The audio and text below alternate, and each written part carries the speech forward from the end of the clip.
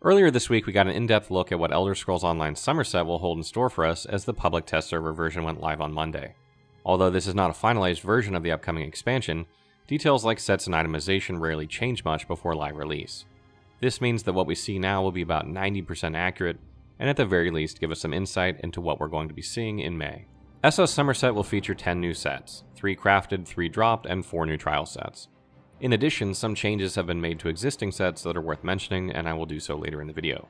If current trends continue, we can expect 2 new Monster Helm sets with 6 new dungeon sets, and Update 19, which should bring 4-man dungeons to the region. But for now, let's dive into the ones we can get our paws on. This trial set has a standard version and a perfected version which does slightly more fire damage but otherwise is exactly the same. This set could be very good in certain circumstances, but I don't expect it to become meta as Major Slayer is just too good.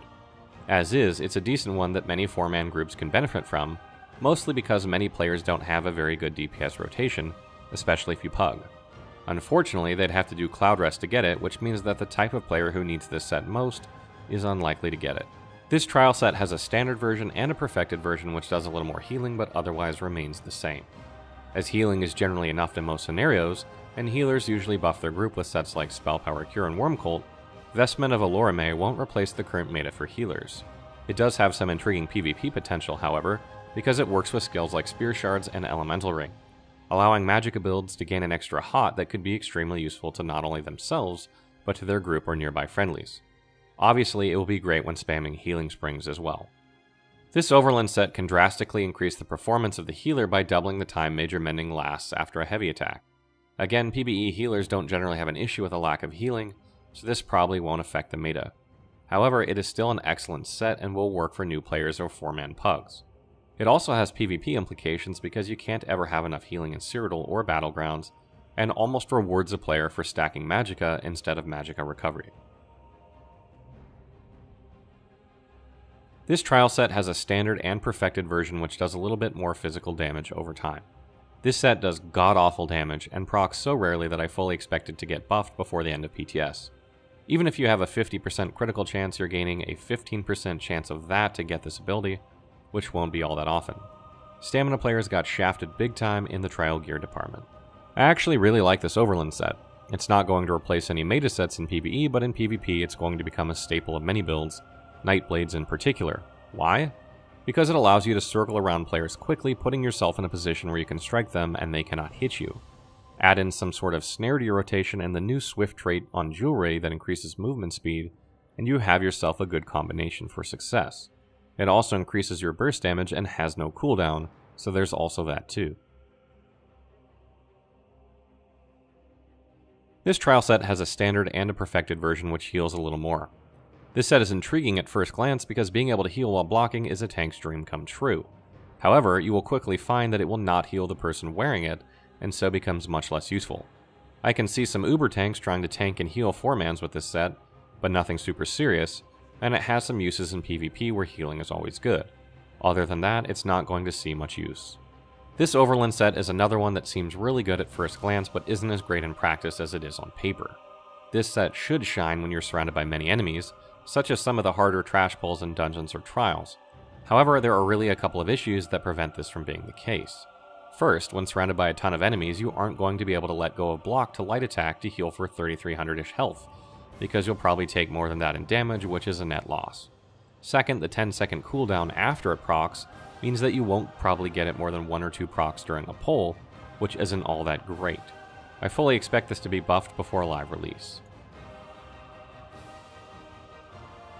This crafted set gives you major evasion while riding. Yep, while riding. I'm honestly not sure what to say about this set as it almost has no use anywhere. I guess you could ride around on your mount and round up a bunch of mobs and then hop off and AoE them if you really wanted to, but why would you want to? I can see one player in a group riding into players in Cyrodiil to give his group major evasion and an AoE, but that's really it. Unless mounted combat is coming in the future or something. Calling it now. This crafted set deals damage over time and Oblivion damage too, which is nice. Unfortunately, that damage is way too pitiful for anyone to actually take it seriously, and this will become another set that won't see much use unless changed. It's a good concept, but needs some rebalancing. This crafted set is light years above the other two in terms of functionality. Tanks can easily use this paired with evasion or a set that gives evasion for some easy self-heals. It's not good enough to replace the current meta, but it's certainly usable. In addition, because it can be made in medium, we will see many more stamina builds rocking this out in Cyrodiil to get easy heals while they dodge attacks. I'm not looking forward to dealing with that. Night Mother's Gaze. This item set now applies Major Fracture to the enemy when you deal critical damage instead of reducing their physical resistance by 2,580. This is an effective nerf, as you can only apply Major Fracture to an enemy once. Sunderflame. This item set now applies Minor Breach and Minor Fracture to the enemy when you deal damage with a fully charged heavy attack instead of reducing their physical resistance by 3,440. Increase the bonus flame damage dealt with a fully charged heavy attack to 4,000 from 774.